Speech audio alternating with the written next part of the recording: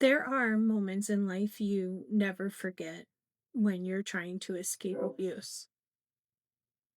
For me, it wasn't when I packed the truck. It wasn't even when I locked the door.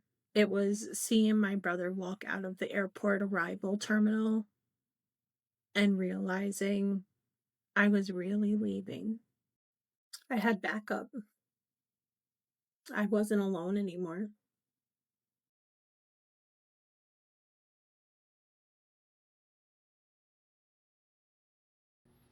Thanks for following along with my journey. I'm Stephanie. To pick up where we left off last episode, so I left the house, tiptoeing out while he was still asleep after his 3-day bender binge. The plan was to pick up my brother an hour away at Atlanta Airport, get the U-Haul, head over to the storage unit to load the truck up. Then I was to go pick up the cats from the house and then meet Charlie back at the storage facility to get on the road. Charlie didn't know that Jason was still at the house. He thought he had been away, locked up, since he was arrested for assaulting and strangling me the last time. When Jason came back, when they let him out after only 4 days, I was so scared to tell anyone. I was full of anxiety this entire morning as well, even though I knew I was at the finish line and getting out. I didn't know what would happen when I came back for the cats. I was exhausted and running on only just a few hours of sleep. And I had to drive 18 hours back to New York from Georgia. Seeing Charlie, my little brother, for the first time in a year was so overwhelming. When he walked out of that terminal, it hit me. It was the first sign of home, safety, relief. For months, I had planned this escape alone. Every decision, every bag packed in silence, every risk just to stay alive. But now, safety had just arrived. I could breathe finally, even if just for a second.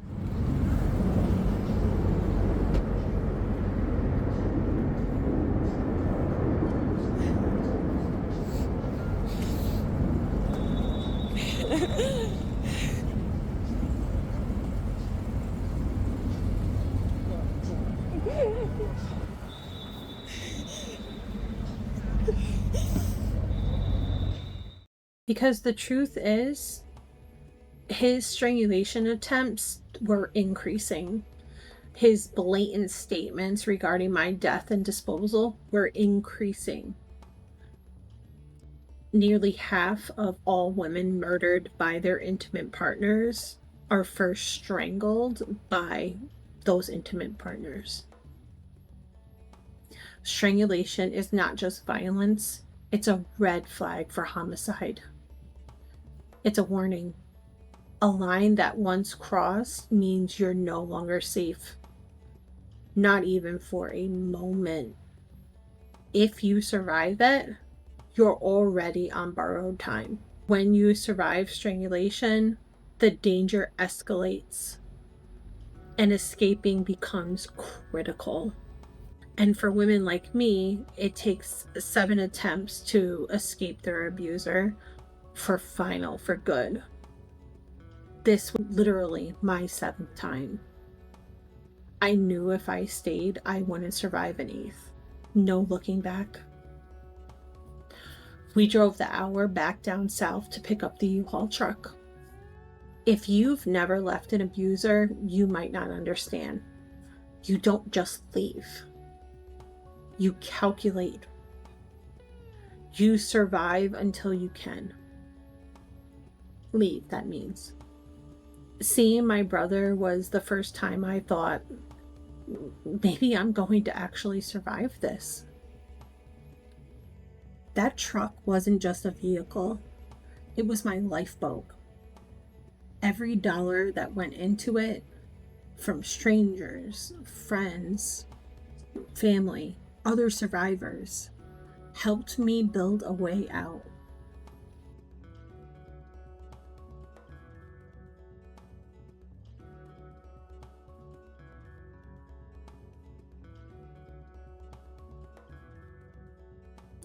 I cannot say this enough.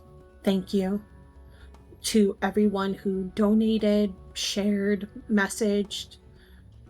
You gave me my freedom. To every single person who helped me through GoFundMe, Venmo, Cash App, I would not have made it out without you. Literally, I would not have made it out without you. Your generosity literally gave me gas, wheels, and hope. I owe you my life. Thank you. We headed on over to the nearby storage facility and got straight to loading. It was a hot southern Georgia day, but I was sweating from stress, not from the work I was putting into moving and loading. When we were about 90% done, Charlie told me to go over and pick up the cats and come on back so we could get on the road and start heading out. It was going to be an 18-hour drive, and he was tired too. He's used to sleeping regularly. I'm used to being sleep deprived, so driving 18 hours, just stopping for gas and maybe an hour of sleep would have been easy for me, but I wanted to make sure he was okay. I was sweating from fear. I kept checking my phone. My stomach was in knots because I still had to go back to the house, and Jason didn't know that I was leaving that day. Charlie also didn't know that Jason was still at the house. I didn't tell him. I didn't want him to get arrested trying to protect me. Even while running, I was protecting other people, everyone, like I always do. This next part includes real footage and descriptions of emotional abuse, threats, and coercion. Viewer discretion is advised. I headed back to the nearby house where I was hoping that Jason would still be sleeping off his latest rage-fueled addiction haze, but unfortunately, he was not. I had set up the cat carriers the morning hours before picking up Charlie when Jason was sleeping, for the cats to get used to the carriers again, because I knew they were already going to be stressed. I fully suspected he was going to strangle me or literally beat me to death if he was awake. When I walked in, he came flying down the stairs. He had been on the phone with someone. I could hear him on the phone when I walked in. It was probably his mom. And then if you're from TikTok, if you know, you know. I got Harlow into the carrier with ease. She's an easy, good baby. But she immediately started crying, being in a carrier. I was trying to get Bootleg into her carrier while Jason began screaming at the top of his lungs at me, directly in my face, pushing me like a football player. While I was trying to load her into her carrier, Bootleg was scared and crying. Then he pulled out his phone, and I heard the video recording notification bing, that it started recording. And he started stating, "Look, she's committing animal abuse. This is animal abuse." because Bootleg was crying and Harlow was crying, but being in a carrier, I was dumbfounded and seriously so afraid for all of the cats and myself. I got Bootleg into her carrier and I was shaking so bad. Then I had to get Gamok into hers, and she was already petrified of Jason as it is on like a regular basis. He was literally chasing me around the house, upstairs, downstairs, while I was chasing her to try to get her to put her into the carrier. I even lifted the mattress up at a point to get her out from under the bed, and he was just screaming and yelling, stating I'm destroying property by lifting the mattress and placing it back down. It was just chaos. And I was just so frightened. And he had clearly been drinking again from the moment he awoke, and I had been gone hours. So who knows how long he had been awake and drinking for. He was just very unpredictable. So I ran downstairs and I loaded Harlow and Bootleg into my car. And as I did, he was still upstairs. And wouldn't you know, as soon as I got in and he wasn't near us and I was able to easily pick up Gamok and load her in her carrier, because he is the issue. I zipped her in and I brought her out into the car. He came running out and he was standing in between the car and the open door so I couldn't close the door. I just needed to get out of there.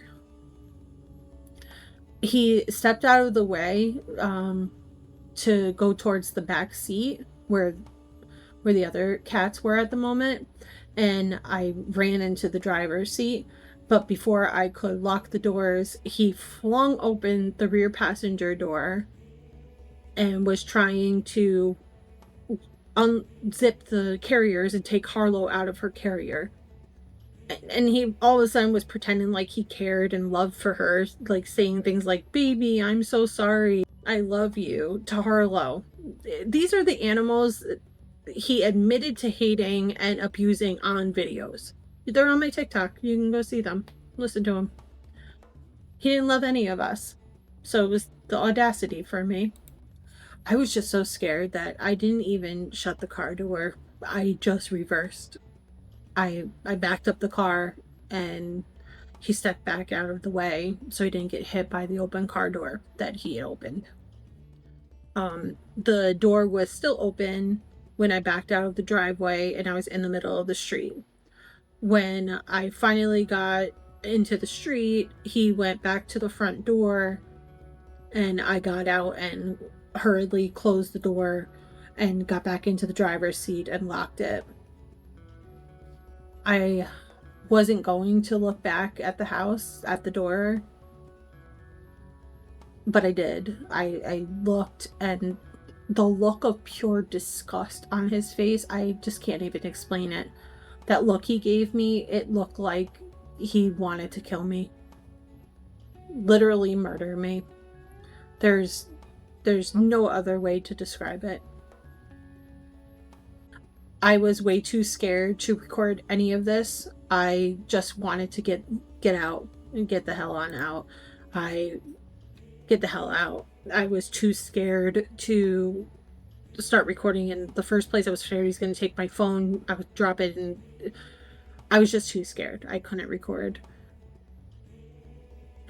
Part of me wishes I did have it propped up in the car and recorded. But he has a recording of him doing this all, so if you know my TikTok and seen his videos and the amount of gaslighting and manipulation that occurs, even when he thinks that he's trying to make me look crazy, he literally shows himself. So whatever. I drove off shaking back to Charlie and the U-Haul. I had to get my composure because, again, I couldn't tell Charlie what had just happened. I couldn't tell him the terror I was feeling, what I just went through. Now you're probably asking why I didn't. If I had, I knew he'd go back. And I might have lost him too.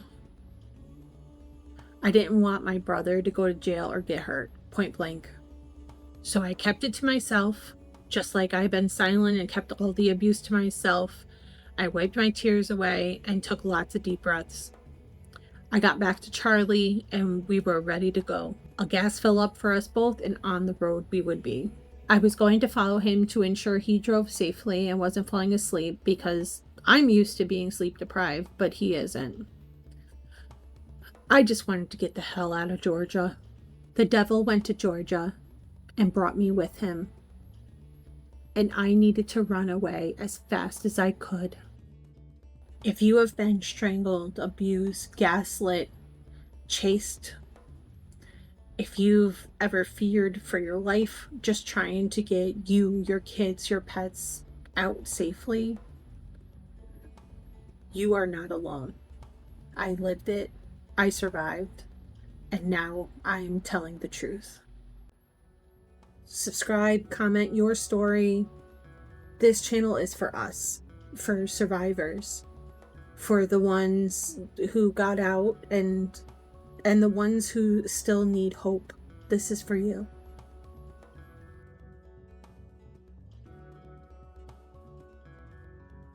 The road out was hell. It wasn't smooth. It was terrifying, but I drove it anyway. And now I am finally free. Stay strong, stay safe, and I'll see you in the next one.